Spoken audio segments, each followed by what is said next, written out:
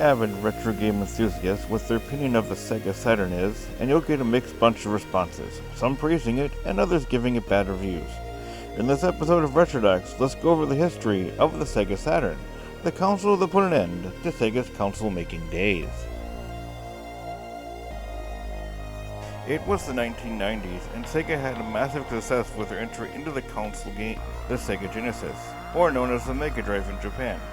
Due to over-aggressive marketing and the popularity of the very famous hedgehog known as Sonic, plus they were still succeeding in the arcade field as well.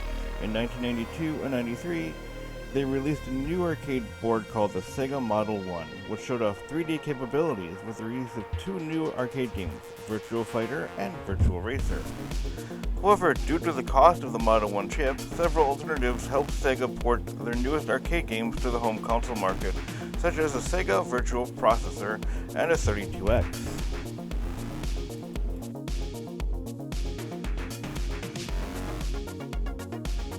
So with that, it was up to Hideaki Saito, Sega's director and deputy general manager of research and design, to supervise the creation of a brand new home console, codenamed Saturn, which was started 2 years before it was showcased at the Tokyo Toy Show in June of 1994. However, by March of 1994, Computer Gaming World put out an article saying that the Sega Saturn will release in Japan before the end of the year for $250 to $300.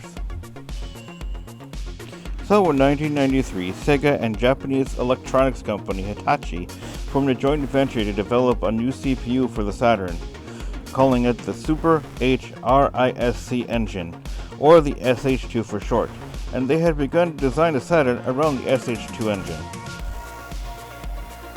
With majority of the design for the Sega Saturn finished by 1993, reports started to come in the following year of the capabilities that Sony had put into their console, the PlayStation. This prompted Sega to add another video processor to improve the 2D performance and the 3D mapping capabilities, with thoughts of creating a CD-ROM version and a cartridge version to release simultaneously at the same time. However, due to poor quality and the high cost of making a cartridge, the cartridge-based system was soon discarded. Meanwhile, back in the States at Sega of America, the president Tom Kalinske was fighting against the architecture of the Saturn for a long time, seeking an alternative graphics chip for the Saturn and was attempting to broker a deal with Silicon Graphics. But Sega of Japan rejected it, which, like most things in life for Silicon Graphics, when Sega's door closed, Nintendo's door opened, and they ended up working with Nintendo to create the Nintendo 64. However, Tom tried to make another deal that was with Sony to combine both Sega and Sony's hardware. However, Sega never let it happen since they wanted to create hardware on their own that would work with both 2D and 3D.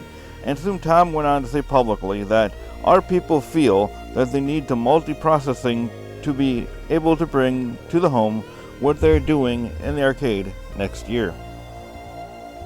Now, by 1993, Sega had restructured their internal studios in prep for Saturn's launch. That way they could ensure high-quality 3D graphics would be ready in the Saturn early on and to create a more energetic work environment. Soon, developers from Sega's arcade division were asked to create games for the Saturn, which caused new development teams to be created, such as one for the game Panzer Dragoon team named Andromeda. However, in 1994, the 32X was starting to be developed as an add-on for the current console, the Genesis, to serve as the less expensive entry into the 30-bit gaming world.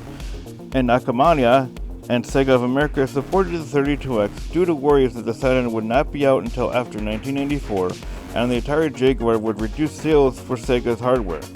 Now, Nakayama had ordered his engineers to have the 32X ready for launch by the end of the year, even though the 32X was not compatible with the Saturn, but it would play Genesis games, justifying the release for both at the same time that the 32X was aimed for those who could not afford the Saturn.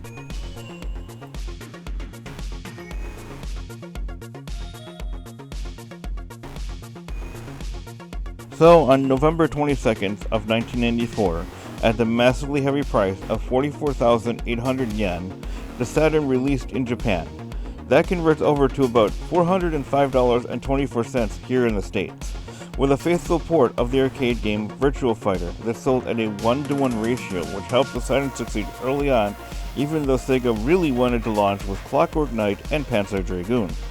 And the only first-party game was Wan Chang Connection. However, fueled by sales of Virtual Fighter, Sega's first shipment of 200,000 units was sold out on its first day. Thus, Sega wanted to wait for the December 3rd release of the Sony PlayStation before shipping more units, which paid off since both the PlayStation and the Saturn sold both side by side, and the Saturn won in sales and popularity. Meanwhile, Sega had released the 32X in the States on November 22, 1994, and December 3rd of the same year in Japan at half the cost of the Saturn. However, after the holiday season, interest in the 32X soon declined, and 500,000 units were sold in Japan compared to the 300,000 units Sony had sold of the PlayStation. Though Tom of Sega of America announced that on Saturday, September 2nd of 1995, the Saturn would be released in the States, but Sega of Japan mandated an earlier launch to try to give the Saturn an advantage over the PlayStation. However, he made a few fatal mistakes at the May 11th Electronics Expo, saying during a keynote speech in which he released the price of the Saturn to be a whopping $399, with Virtual Fighter included as a bundle, and due to high consumer demand, Sega had shipped 30,000 units to Toys R Us, Babbage's, an electronics boutique, and Software etc. for immediate release. This upset retailers who were never informed of the release, including two big ones, Walmart and Best Buy, and caused other retailers such as KB Toys to drop Sega from their lineup. Sony was then up to speak, and they announced the price of the PlayStation was going to be $299, a $100 less than the Saturn, and as they walked off the stage, people applauded. Saturn's U.S. launch was accompanied by a massive $50 million advertising campaign, with ads running in both Wired magazine and Playboy, with the system being advertised to a more mature demographic than the Genesis, but with the Saturn only having 6 games all produced by Sega in-house, and all third-party games to be released around the original launch date, and Virtua Fighter's slow decline in popularity in the States, preventing Sega to capitalize on the early timing. So within 2 days of Saturn's U.S. launch date, September 9th, 1995, PlayStation had sold more units than Saturn had in 5 months following Saturn's surprise launch. By October of 1995, Sega had reduced the price of the Saturn to $299, with high-quality ports of Sega Rally Championship, Virtual Cop, and Virtual Fighter 2 were released by the end of the year and were generally regarded as superior to the competitors on the PlayStation. However, holiday sales of the Saturn were good, but not good enough to reverse the lead that Sony had with the PlayStation, which had a bigger library of games by 1996. And on the first day of May 1993 at the E3 show, Sony reduced the price yet again to $199, which prompted Sega to match to the price even though the hardware was very expensive.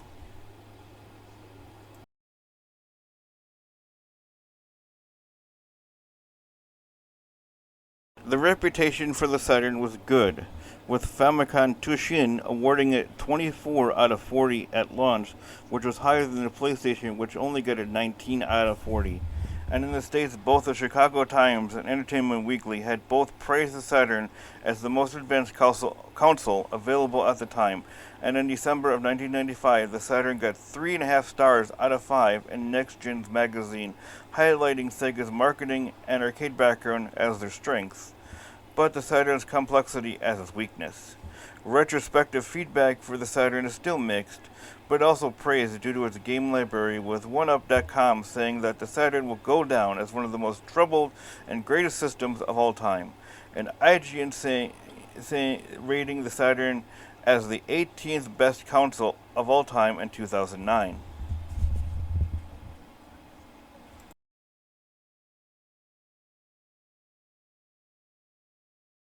From 93 to early 96, Sega's revenue declined due to an industry-wide shutdown. However, Sega still retained a 38% control of the video game market, with Sony selling 800,000 units by the end of 1995 compared to the low 400,000 units Sega had sold of the Saturn due to the price war that Sony won, causing Sega to create a 3 for free pack. A pack with a Saturn bundle with Daytona USA, Virtual Cop, and Virtual Fighter 2, which helped increase sales enough to keep the Saturn as a competitor into 1997. However, with Nintendo's release of the Nintendo 64 and the release of Final Fantasy VII, one of my favorite games for the PlayStation, rising in popularity in Japan, which caused Sega's 38% control of the market to drop down to a measly 12% control. With not even price cuts and high-profile game releases could help bring that number up, and soon a decline in the demand for the Saturn worldwide from March to September of 1997 caused a decline in units sold from 2.35 million to about 6,000 units versus the same period in 1996. And the North American sales soon dipped down to a low 50,000 units sold, thus causing Sega to lay off 200 employees by late 1997. And due to the lack of distribution and the surprise launch, which angered key retailers, thus damaging Sega's reputation, and the poor support for the 32X add-on for the Genesis, soon caused the demise of the Saturn and allowed Sony to gain a major foothold in the market.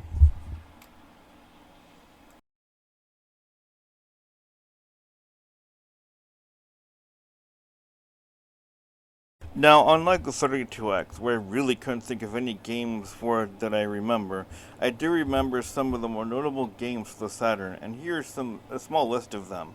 Daytona USA, The House of the Dead, Last Bronx, Sega Rally Championship, the Virtual Cop series, the Virtual Fighter series, Deathstalkers 3, Marvel Superheroes vs. Street Fighter Alpha 3, and the highly rated Saturn exclusive title Panzer Dragoon.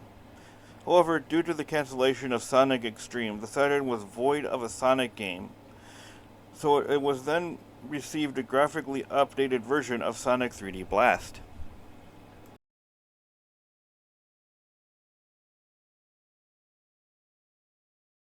Well, again, I have to say that at the time I knew no one that had a Saturn, since most of the people I knew were getting the Sony PlayStation.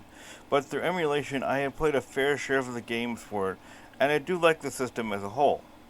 It is, to me, at least a better system than the ill-fated Genesis add-on, the 32X. But I also can see why that was released slightly before the Saturn, since the initial cost for a Saturn was way too high versus the cost of a 32X, and the low cost Sony had for the PlayStation. If you had a Saturn back in the day, or if you still own one today, let me know in your comments down below. I'm Paul saying peace out and stay frosty. Hey, I'm glad you made it to the end. Thanks for watching, and I just want to say a couple things before we finish this video off. Just to let you know, I do have Patreon, and the Patreon helps support the channel in any way possible and I do have a Teespring shop as well, with some great quality merch that you can buy as well. Links for both will be in the description. And again, thanks for watching, and peace out, and stay frosty.